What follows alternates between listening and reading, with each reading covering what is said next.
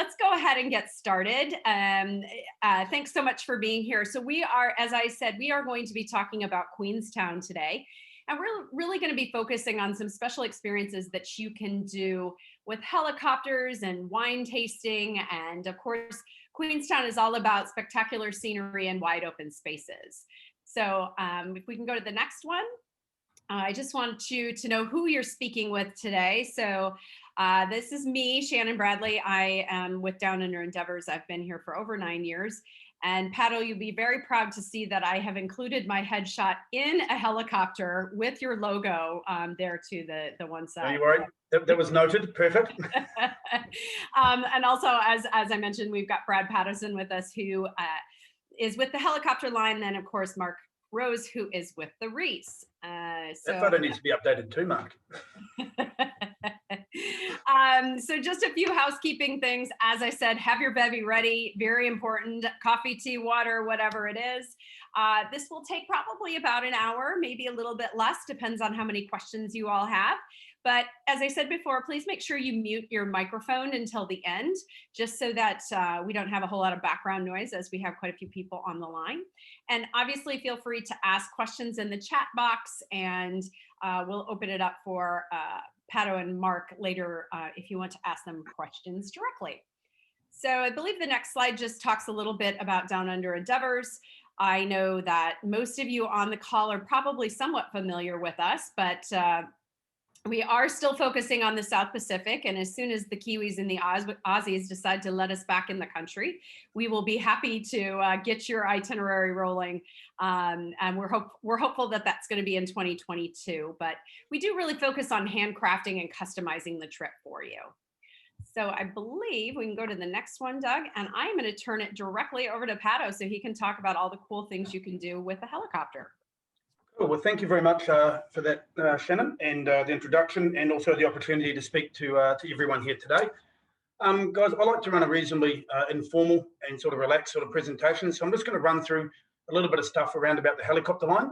So next, the helicopter line, we are New Zealand's largest scenic helicopter flight operator. We are based wholly solely in the South Island of New Zealand. Next. Thanks, Doug. So on the west coast, go back. So on the west coast of the South Island, we do operate in Franz Josef and Fox Glacier. On the eastern side, we are in the Mount Cook region, and down the bottom, we're in Queenstown. Next. So we only operate the Airbus helicopters. Due to COVID, we have reduced our fleet size down to 16 helicopters at present. Next. These helicopters are all V2 Squirrel helicopters. They have all forward-facing seats, 180-degree panoramic views, all leather corporate interior, so 4 seats in the back and 2 seats in the front. I know as we do watch some of these videos, they might strobe a wee bit, but I do realise that Doug is going to send these on to you all at the end of the presentation as well. Next. So for wants and purposes for today, I'm going to be talking about Queenstown. So next, Queenstown is I suppose as a generalisation for Queenstown, it's very much like the adventure capital of New Zealand, and there's a whole lot of different activities for people to do. Next, and a lot of people don't realise that as we look at the different helicopter flights that we offer, we do 20-minute, 30-minute, 40-minute, 50-minute and hour-long trips to Milford Sound. So next, as I'm going to go through these, you're going to look, next for me too, please, mate. The key thing is that when we look at Queenstown, it's all about the lakes, the mountains, snow landings, and then glacier landings before we head to Milford. So next, I'm going to show you a wee video and just sort of talk a little bit about this as we sort of roll through it all. And I'll try and keep up with you, Doug, on this.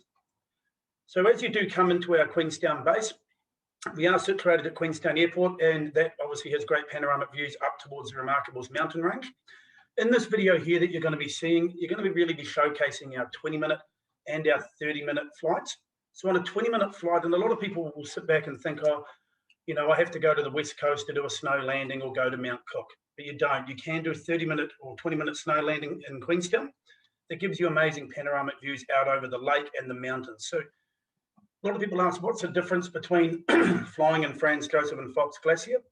In Franz and Fox, you're going to fly up a big long glacial valley. If you are in the Mount Cook region, you're sort of flying through the big mountains with hanging glaciers. Whereas in Queenstown, it's all about landing on top of that mountain with that view of Lake Wakatipu or looking out over the region. And you'll see here, this is our 20-minute landing site. and you'll see the panoramic view back out over the lakes of Queenstown as it rolls through. It's quite hard when it strobes to keep up with this, isn't it? As we rock through.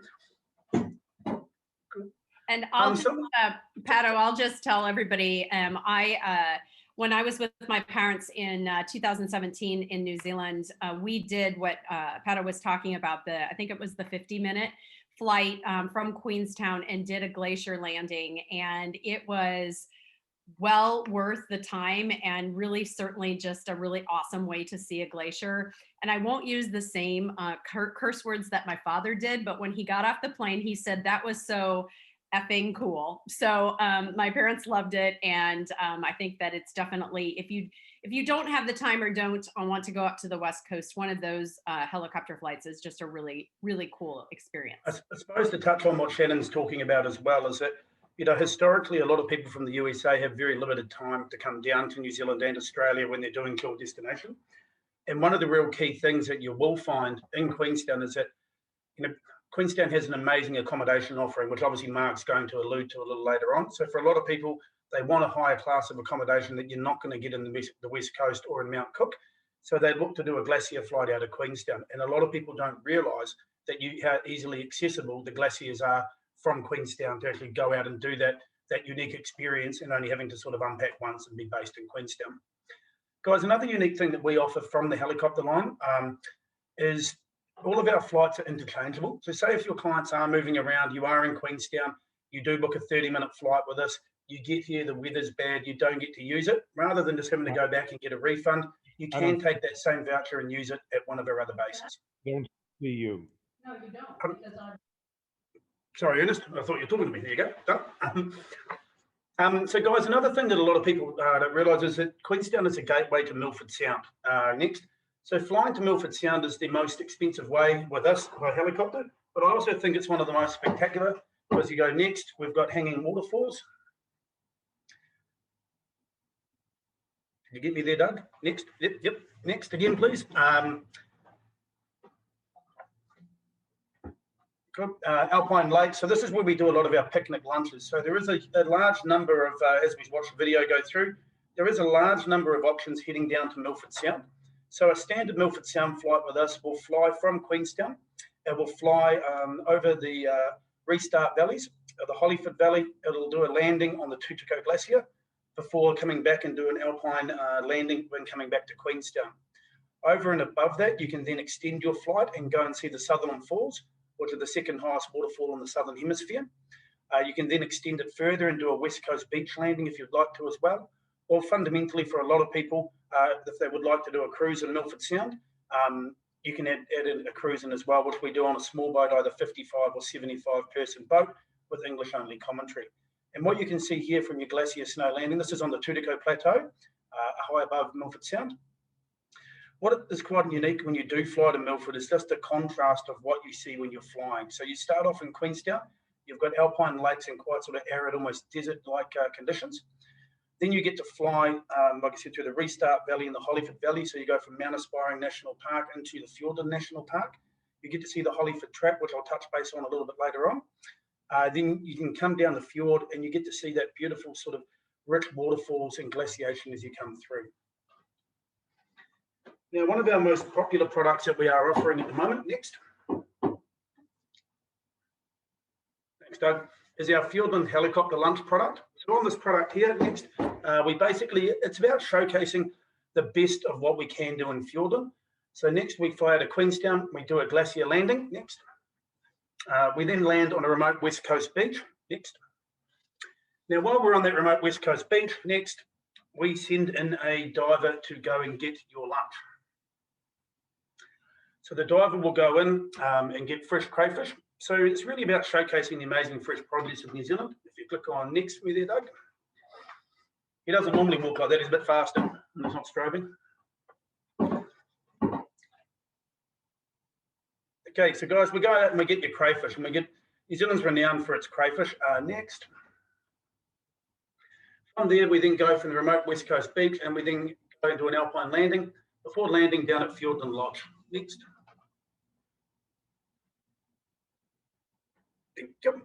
So guys, just to go through Fieldman Lodge. Fieldman Lodge is a luxury lodge that is located approximately 10 minutes north of Te Anau. Next, it's styled on a North American hunting lodge with amazing sweeping panoramic views over Lake Te Anau. Next, and once we arrive there, it's about showcasing the amazing fresh food and produce that we do have within the region.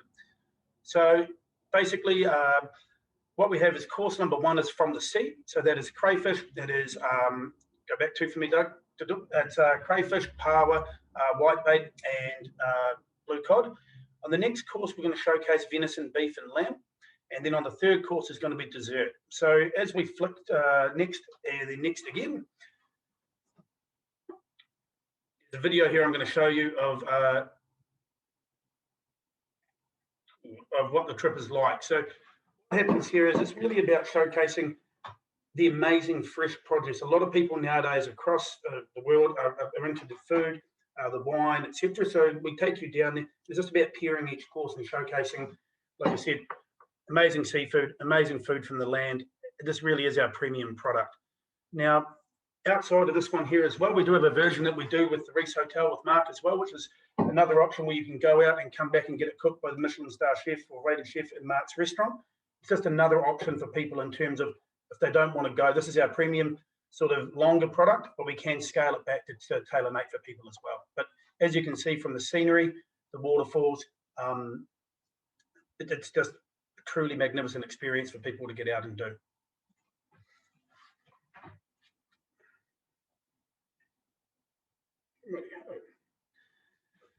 Once this video is finished and showcase this food part here, I'm then going to talk about the Hollyford track. I've stayed at this lodge. It's absolutely stunning. I think it's just amazing. The whole thing down there, and Andy, the host down there, is just amazing as well. Like, he's just very relaxed. You're quintessential New Zealander, which is, you know, what you want. So clicking on next, please, Doug. I've got a couple more slides to rip through, and then you'll be all good. So what we're finding is a lot more people nowadays are really keen on going out and actually hiking and walking and understanding unique experiences that we do have. So one of the ones that we do that's proving extremely popular is the Hollyford Track Heli Walk. Next. So on this trip here, we're going to fly from Queenstown. We're going to fly towards Glenorchy, over the Restart Valley, and we're then going to head down and land in the Hollyford Valley. Next. Within this trip here, we do 2 walking sections. So the first walking section at the top of your screen here is basically the seal colony walk. And then the second part of the walk that we do is basically from the Martins Bay airstrip back up towards Jamestown. Next. Sorry, Brad, and also not just seals. There's quite often penguins there, so it's a really special place to be able to go and see penguins in the wild. Nesting penguins is seasonal. What time of year is that, Mark? Just off the top of your head, because I did have that down in my notes here, but I couldn't remember the exact time of year. You're on mute, Mark. Mark, you're on mute. Well, we'll keep continuing. So what we do here, the first section of walking is out towards the seal colony, and as Mark mentioned, occasionally you can see nesting penguins out there. Next. So you get to spend a bit of time looking out here at the beach, taking in the views, etc. On the second, next, if you go to the next leg of walking, so we start up the top and we go from the Martins Bay airstrip, and you can see it's quite amazing, rugged, unique walk. Great thing is the guides have got huge interpretation of the area, because obviously it was supposed to be colonised and settled, and then obviously that didn't happen as it goes forward. But when you next, so you can see here just how rugged the bushwalk is. Next, there we go. So it's really about taking you back to nature.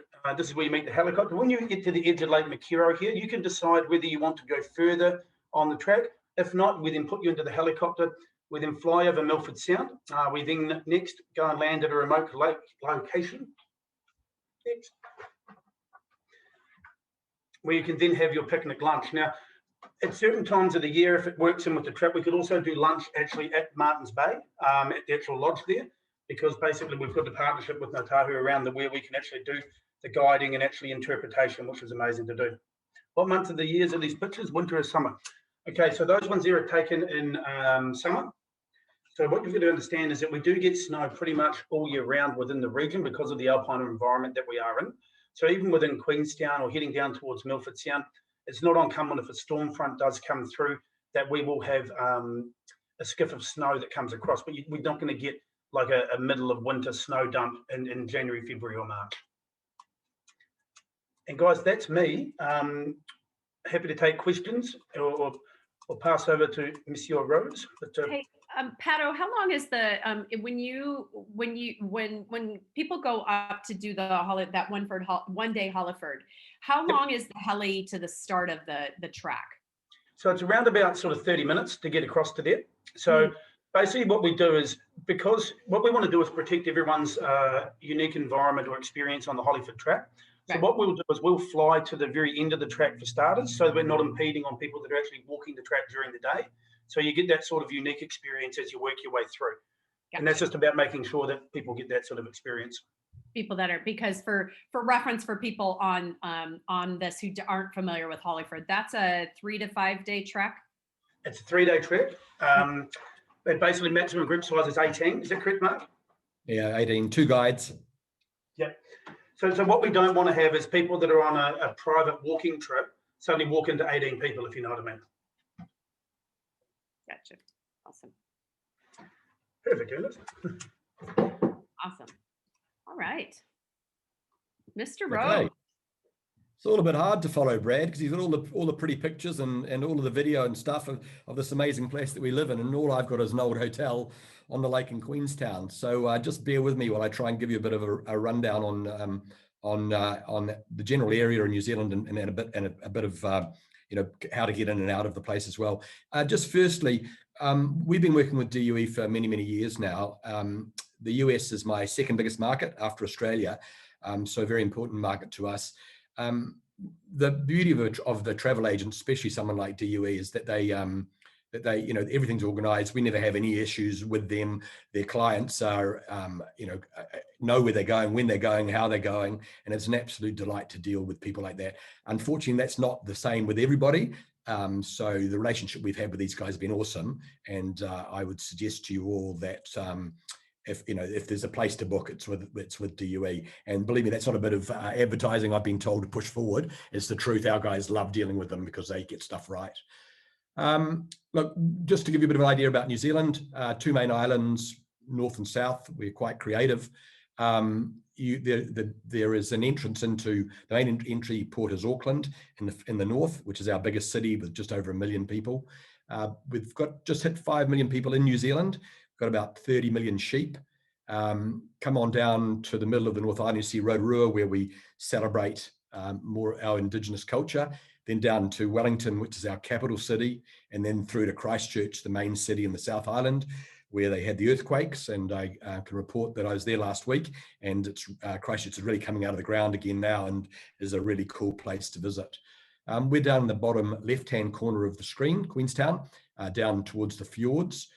We have direct flights to Sydney, Melbourne, and Brisbane. So a really cool way to do, if you're going to do dual destination, come into Auckland, make your way down to Queenstown, and then we'll fly you. Then you can fly out to Sydney, Melbourne, and Brisbane, and then do the Australian portion of your trip, or vice versa. So it's quite a cool way to see both countries.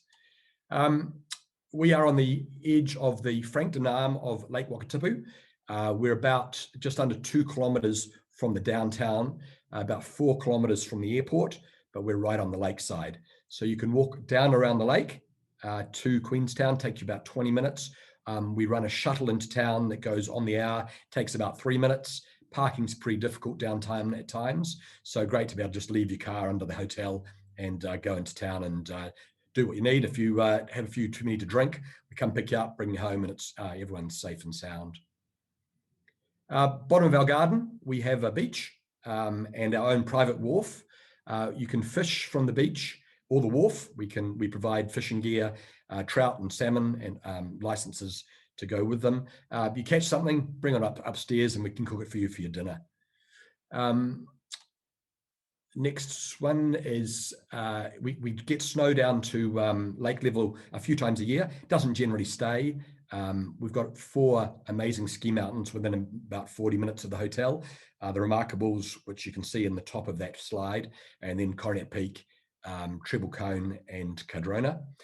One of the beauties of having our own private wharf and being on the lakefront is that if you fly into Queenstown Airport, we can come and pick you up in a jet boat. So that jet boat, K-Jet, will come out to the airport. We'll send a van out there to pick up your luggage. We'll put you onto the jet boat, and then you'll zip on down the rivers, ending up back at our private wharf, where we'll meet you with a glass of champagne. If it's Pato, we'll meet you with a glass of Sauvignon Blanc, and then walk you up to your room where your luggage will be waiting for you. So it's a really, really cool way to come into Queenstown. We run also water taxis, ferry services, golf transfers, fishing charters, all from our private wharf. From above the hotel, looking out to the remarkable mountains, which you can see there, that image was taken in October, about 2 years ago. We're looking across Lake Wakatipu, Deer Park Heights, and then onto the remarkable mountains. The hotel runs around the side of the hill, and then down to the lakefront, with all rooms are lake facing. So down below the road, it's a bit of a weird photo, but it just gives you a bit of an idea. We're under the road, so there's no noise. That wall cost me about $2.5 million to build 12 years ago. It holds up State Highway 1, so it's great to be below the road and being able to go down to the lakeside. Into the entranceway there, and then from above, you look down. Doug, you want to move on? That's it. Look down through the lobby to the lake. That tower to the left is where my office is, so I get to look out over the lake and the mountains. This photograph is taken looking to the east. So the hotel is on the left there, and then the residences are down on the lakefront, which I'll talk about shortly. So we're looking down Lake Wakatipu towards the airport. Walk into the lobby of the hotel. There's a bust of William Rees. Mr. Rees was the man who named Queenstown about 1865. He drove a whole bunch of sheep up from Dunedin, and he established a farm in Queenstown Bay. Fortunately or unfortunately for him, a bunch of his guys who worked from struck gold in the hills up behind Queenstown, and the gold rush started. It petered out, and they moved on to the west coast, and then they moved up to California. So we've tried to model our hotel around being in a sense of place, so being in Central Otago. We've got 16 really good hotels in Queenstown. Most of them are chains. When we built our hotel, we decided we wanted to be a reflection of our place. So lots of raw wood and schist. Our library's got about 250 books in it, all on our wine, our food, our people, our sense of place. All of our furniture is handmade by local craftsmen. And then the view, which you see from every room. I took this photograph with my phone, looking out to Lake Wakatipu, down to the remarkable mountains. So that's from the lobby.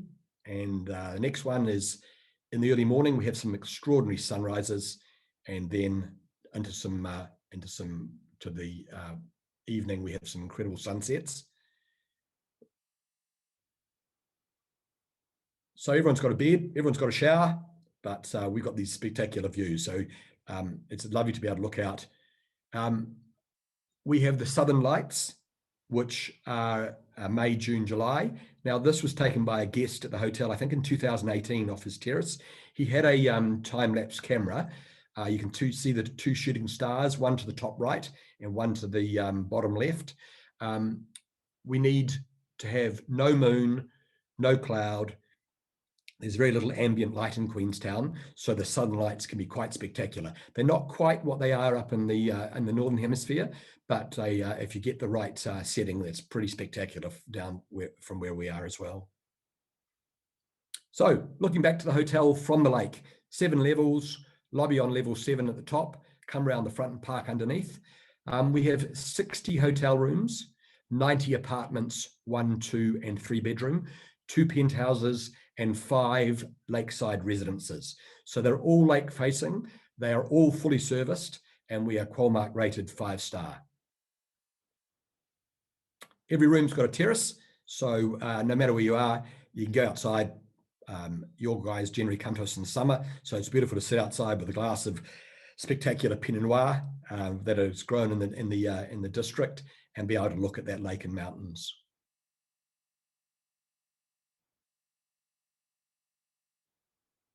So into entry-level hotel room. So about 40 square meters, so 400 square feet. So, you know, really good size. People generally stay with us a minimum of 3 days. So you need the space to be able to spread out all with lake views. As I said, looking out to the lake and the mountains. Not a very good photo, that one. It makes it look a bit narrow, but it's not the case. Modern bathrooms, high stud. All of our amenities are made with Central Otago lavender oil. So we're trying to make everything a sense of place. Up onto level 7 and 6, our executive levels, there's spa baths with electronic blinds that come down to give you privacy. These rooms run about 44 square meters, and then give you an idea of a typical apartment, starting out about 80 square meters or 800 square feet. So you can really spread out if you want to. There's dining rooms, great terrace. The kitchens are fully equipped, Riedel glassware. You can cook for yourself, or you can have food sent in, use room service, or use the dining room. All of the apartments have got fireplaces, but the whole hotel, double glazed, underfloor heating, included in the tariff, unlimited high-speed Wi-Fi, about 200 movies on our television channels, which change monthly, is included in the tariff. Parking also included, and local telephone calls. Right, the residences. So we built 5 Lakeside Residences. They're all double-storied, 3-bedroom, 3 en-suited bathrooms, fully self-contained. They're very private down below the bottom of the hotel. They don't get in the way of the view of the hotel, but they're below the floor plate. People like staying with us down there are people like Taylor Swift, the King of Jordan, those sorts of people who just want to have privacy, but have the full services of a hotel. So they can get room service, and they get their bed made, they can get whatever they need done for them. So into a residence, big fireplaces in all of them, all glass along the front, so you really are looking out to the lake and the mountains, and you're sitting right on the lakefront. Lots of space, dining room, terrace on each end, so you can enjoy both the morning sun and the afternoon sun. Quite different to the hotel, but very modern.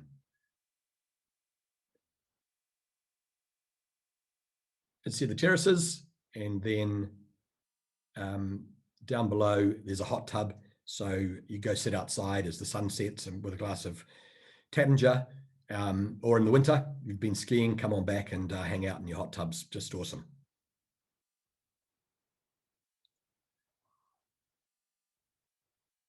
And into the master bedroom. So you're lying in that bed, you're looking straight out to the lake and the mountains, you can't see anything else in front of you. Spa bath, and as I said, ensuite bathrooms, once again very modern. And then into the kitchens, fully equipped. When you arrive, there is we've made a loaf of bread for you. The smell of that fresh bread and the permeates the whole of the residence. There's honey from our beehives that are on the property in there as well. The chef puts in a recipe and the ingredients for a dish, so that one night of your stay you can cook dinner for yourselves, and all of the produce is from our local area, so you get a real feel for New Zealand and for Central Otago. Most important thing, there's a wine cellar in each one of them, 48 bottles, the great wines of New Zealand and France. We try to showcase Central Otago wines. We're pretty proud of especially our Pinot Noirs, but we have some Sauvignon Blanc. We make some great Chardonnay and awesome Riesling as well. Jump up to level 6, where we have our dining room. So we serve breakfast and dinner in the dining room. Most of the people in the hotel are out in Brad's helicopters or down in Milford Sound during the day. So you can get lunch at room service or in the lobby. The dining room looks straight out over the lake and the mountains as well. Once again, very rustic, trying to to underline our place in the place that we live in. Just little things like our tabletops, we went and got river stones and then poured liquid glass on them to give you, a sense of being in Central Otago.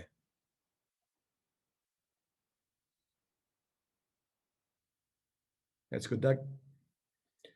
All our food comes from our local district. We try to sort of keep it within 100 kilometres of the hotel. Seafood's flown up daily from Invercargill, because we're a bit far from the ocean. Organic, fresh, local, art on plate. No problems with any of the dietaries. And I guess the main part of the offering of our food and beverage is our wine cellar. We win the Wine Spectator Award for the best cellar program in New Zealand.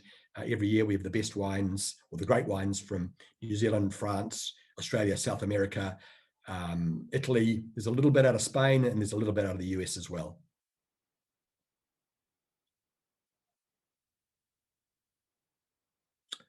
We do all of our own transfers and touring. So we've got a fleet of luxury vehicles. There's a couple of Mercedes, there's an Audi, there's a Land Rover, and there's a Bentley there for that very high end of the market as well. Licensed drivers and guides, so we can drive you to Milford Sound if the weather's bad and you can't fly with Pato.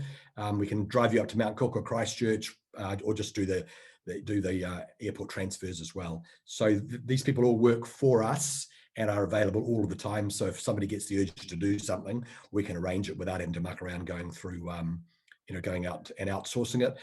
DUE also has access to these cars, so they can arrange to have all the stuff done for you before you arrive. Fleet of mountain bikes, fleet of e-bikes, zip around town. We live in paradise, as you can see, so it's great to get out and do a bit of exercise.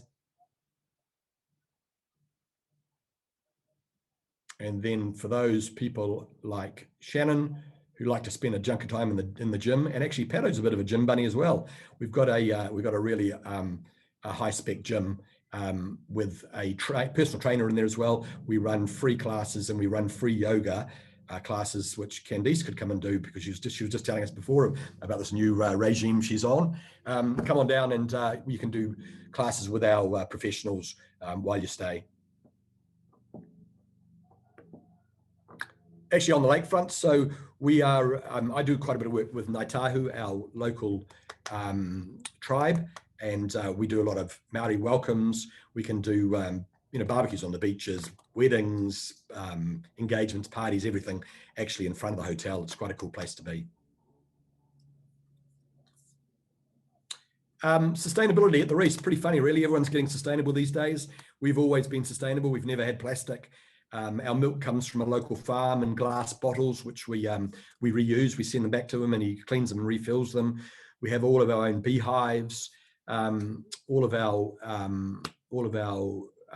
bottles of shampoo and things are all big bottles, so that they are recycled reused rather than recycled. I think New Zealand, we've always said that we're clean and green. We're getting cleaner and greener, and that the whole with sustainable tourism is really, really important to us at the Rees. A bunch of awards. We've a couple of them missing on there actually. We've won the best hotel in New Zealand in 19 and 20 at the Australasian Hotel Awards. So we're pretty lucky with that. I got to say that even though I've got great beds and showers and outlooks, I've got amazing people to work with. And one of the beauties of coming to New Zealand is actually spending time with New Zealanders. We're a very relaxed bunch. We're very non-judgmental. We get along with people. We love sharing our our experiences, and we're very interested in our guests' experiences as well. So I've been so lucky to have an awesome bunch of people to work with at the hotel. And then finally, there might be there you go. All done. Sorry, Mark, I don't think the video was playing for us. So we'll get that from you and make sure we load it to everybody. But Mark, just really quickly, I know one question that I get asked a lot about the Rees is, obviously it is a bit outside of town, and there is a misconception perhaps that everybody needs to be in town in order to be experiencing the real Queenstown. Can you just talk about, I know you said you had you have a fleet of cars, but you also have a shuttle, and it's actually walkable, is it not, from your? Oh, absolutely. Look, there's a couple of schools of thought here. My two biggest competitors are the Sofitel, which is in the middle of Queenstown. There's a bunch of bars and stuff around it. And a bunch of people don't want to be in that noise. They would rather be on the edge of town, where they've got a room that looks out over the lake and the mountains.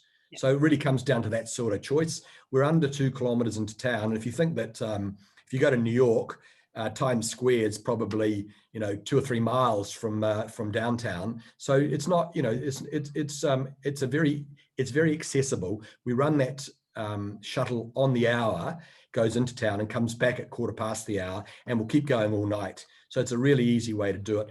Getting parking downtown at peak periods is virtually impossible. So it's great to be able to leave your car at the hotel. We don't charge for car parking. Another cool way to get into town is on the water taxi. Costs you $5 to get a water taxi into town, and you get a really neat view of Queenstown from the water. Or as Shannon said, you can walk along the lakefront or cycle along the lakefront, and you're in town in no time at all. And that water Sorry, taxi. Shannon, just one other thing, just to add to one thing that, and look, I mean, I might sound a bit biased, but I mean, I'm not in the hotel game, but the one unique thing I think everybody should take on board here is when you walk into Mark's hotel, people say kia ora and you're greeted into a New Zealand environment. If you're walking into the Sofitel, you're getting bonjour and it's a French environment. Do you know what I mean? You're in New Zealand, and it's part of that whole unique offering that New Zealand has, and being very, quintessentially Kiwi orientated. Yeah. Yeah. Oh, yeah. And I got to say also, that's the same with like Paddo's pilots are all local boys, from Southland, and you get on there and you get the real story. New Zealand is cool. We haven't become so touristy that everyone's got a padder. Everyone that works for us sits down and tells their own stories. We want them to project what their experiences to our guests, and I think that that experiential tourism is far more important than the bed and the shower. You really got to understand the people, and the way to do that is to spend some time with them. For sure. And I mean, look, to give you an example, I was flying with Charlotte, one of our pilots, the other day, and Charlotte used to be a tour guide on the Routeburn and Milford track. Now she's a helicopter pilot, but the knowledge that's been immersed in her from being a track guide is phenomenal. Ben Walker, our chief pilot, used to be an aircraft engineer for Air New Zealand and was based in London and Los Angeles, and has travelled extensively and worked in the Middle East. So he's got a completely different view of everything as well. Pete Sachs has flown for us for 30 years. There's all these different things that these people have that they love to show in the backyard. And, I'm incredibly lucky as well. I mean, look, I can sit here and tell you how amazing everything is, but it really comes down to our people and their stories that they tell when they're taking around showing you the magnificent part of our backyard. And certainly one of the great things too, if you're doing other experiences, there are other experiences besides the helicopter line in Queenstown. But if people are, if you're looking to do bungee, or you want to do shot over jet or something like that, most of those tours take off from the main street in Queenstown. So if you're staying with Mark, you can certainly take the shuttle into town, pick up one of those experiences, and still basically without losing a step. It's very seamless. Also very close to the base of the Skyline gondola. So if you wanted to spend a day in town doing some activities and go up and catch the view from Skyline gondola, come back and have a gorgeous dinner at the Rees, that sounds like a pretty amazing day. So just on that, Shannon, all the experiences in Queenstown will pick up from the hotel. We're such a big part of that. We've been around for so long, and we have such a big concierge program that they will all pick up from the hotel. Great. Awesome. Thank you, Mark. So at this point, I wanted to open it up. I know there were a few questions. I know Craig had a question, which Pato answered. Does anybody have questions that they want to be able to ask Mark and Pato specifically? I think one of the things also just to impress on you is both the Rees Hotel and the helicopter line can customize pretty much anything. So if you have a special request of something that you really want to do that is not an off-the-shelf type of product, you can certainly work with your travel consultant at Down Under Endeavours, and we will be contacting Mark or Pato for those specific things. And I know both of them have done unique custom types of experiences at the hotel and with the helicopters that were specific to guest requests.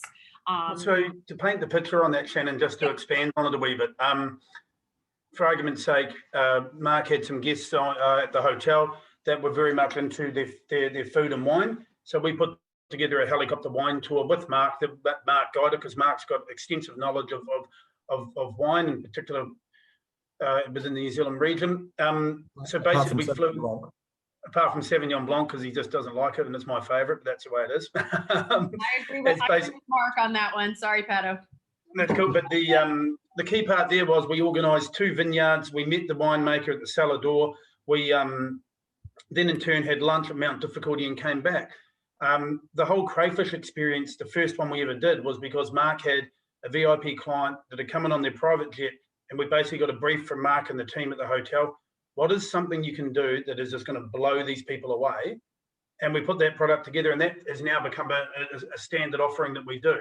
If people want to fly and see Franz Josef Fox Glacier and Mount Cook with a guide for the day, we can organise that. Same as the walking. It's just really about having a bit of an understanding of what people want, and then we can put it together. Just on that one that Pato was talking about with the guests who came in, and we put together the Halley Crayfish tour. These guys were from Malibu and in a private jet, and they'd been in Australia and New Zealand for 6 weeks, and we were their last stop.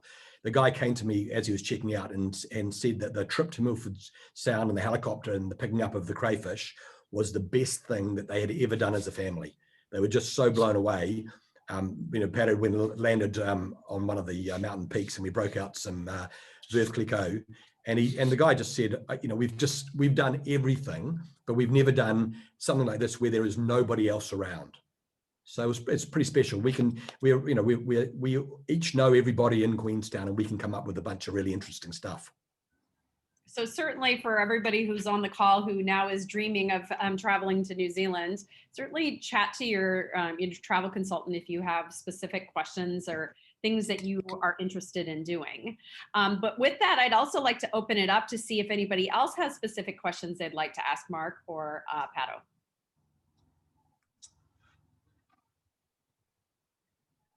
As people are thinking and writing, just on that too, Shannon, if people are celebrating something special, if it's a wedding anniversary or something like that, let us know, because if we can turn around and just take something to elevate it from just a standard thing to something a bit more. It can be something as simple as going, hey guys, happy anniversary, something along those lines, a bottle of champagne for them or whatever, because just those little touches that elevate things from just being a standard trip to something amazing.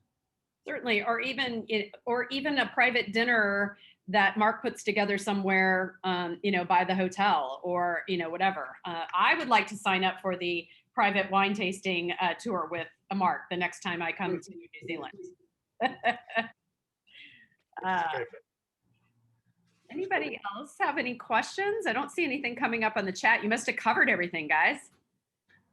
I think the images really speak for themselves, don't they?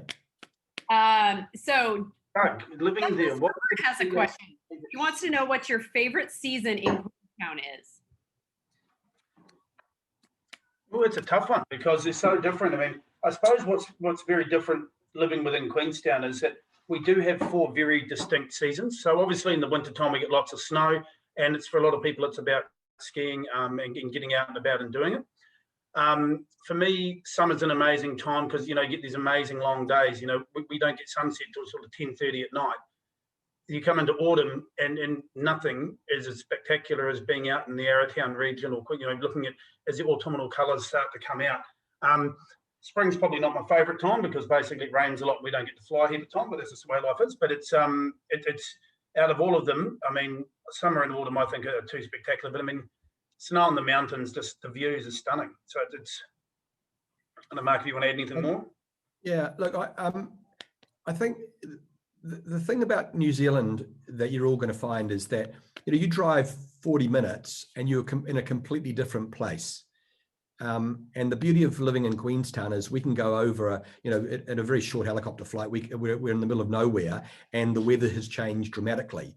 It's New Zealand is such a contrast. I guess we've got everything that you've got in the United States, but we've got it in a very small area. So you can actually, you get around and things change so quickly. And that's the beauty of New Zealand for me. I love all of the seasons because they each bring something a bit different. But I lived in the United States for many years and absolutely loved my time there. But to try and getting around, you go and fly for 8 hours. Whereas here with us, the longest flight's probably 2 hours. And there's such a contrast between Canterbury and Otago where we live. You can see a lot in a short amount of time.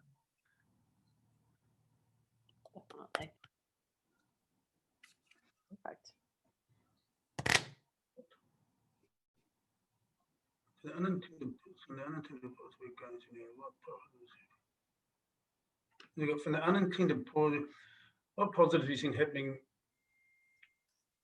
So Doug's asking because people haven't been able, international travelers haven't been able to travel to New Zealand. What positive changes have possibly you seen in New Zealand on the South Island? Look, that's a tough one because, to be fair, we were, as a company, we were 94% international visitation pre-COVID. So I'm not going to lie to you, actually, it's been a reasonably tough 12 months. But I think what it has given is a lot of, we've had 11 years of unprecedented growth in tourism within New Zealand. And I think the last 12 months has actually given people the opportunity to actually take a step back, look at their product offering, look at what we were doing, and actually chop and change some things to actually make our product offering better moving forward. So if there was to be one positive out of it, it's actually that there has been a bit of a time, because we were running fast all the time, to actually step back and go, okay, we've got this sorted, we're going here and this is what we're doing. So, but outside of that, having no business for 12 months hasn't been that positive. Yeah, look, all I can say, add to that, is that at the hotel, we're similar to Brad, that majority of our business is international. We stayed open right through the last 12 months, and I've kept on most all of our staff, and we've just done all of that, all of that stuff like refurbishments and all the little jobs that when we've got 100,000 people a year staying with us have been hard to stay on top of. So I think my hotel is in better shape, and I think that tourism in general is going to be in better shape, having been able to take a deep breath and and look at what we're doing and find ways to improve it. Craig, in answer to your question, look, a lot of people that sometimes are nervous about going in a helicopter have had a bad experience in a small plane, because a small plane, and I know this because we operate 7 of them, they actually can be affected by turbulence as you fly along, whereas the blades on a helicopter cut through the air, so they're not choppy and up and down like what it can be on a small plane. It's actually smoother. Yeah, and I can speak to that personally, having having been on a helicopter quite a bit. It's really smooth. Like I remember the first time I was on a helicopter, it was in New Zealand. I was actually up at Waiheke Island, and I remember I was like, oh, this is going to be scary, like, whatever. And as it lifted off, I was like, this is so smooth. Like, it's just, you don't really feel it. It's kind of like being on a I mean, for young kids, Craig, probably like being on a bit of a, like on a skyline, somebody that's going to take a sky rail across or something. It's really smooth and really cool. Yeah, absolutely. All right. I'm going to give it just another minute to see if anybody else has any questions. But we're about. Just while you're finishing up, Shannon, look, guys, I want to take the opportunity to thank everyone for dialing in. Look, I know it's been a reasonably tough and interesting time as we all sort of look forward as to what the future is, but the fact that you guys have logged in today and taken the time to still hear about our product, understand what's going on as we look to move forward to hopefully having the USA open back to New Zealand, we really appreciate it, because we're still here and we're still aiming and working towards the future, and obviously you guys as the travel agents in the USA are a big part of that. So thank you very much for taking the time to dial in. And we'll be over there. We'll be on that first flight to the United States of America the moment we're allowed to go there. And yes, and Sharon, my dear friend Sharon is on the call, who, bless her, was planned a wonderful, amazing trip with me to go to Australia and New Zealand, and she flew to Australia on March 10th, 2020. And was able to do part of her trip, but she had a big trip planned to New Zealand, which obviously we had to cancel, and we're hoping to get her back there next year. But she's saying that the helicopter seats look very comfortable, and you're absolutely right, Sharon. And my mom was a little bit afraid the first time I put her in a helicopter, and now I've had her in several helicopters, and she's been fine. The big thing on those helicopter seats is that we elect to go with a completely executive interior. So you can have a bench seat, or you can have a flat seat in the back, but we elect to go for the high back corporate interior because of that very reason. Is we're doing longer flights down around Milford Sound, and comfort is of a priority. So that's the reason why we have those in there. Yeah, awesome.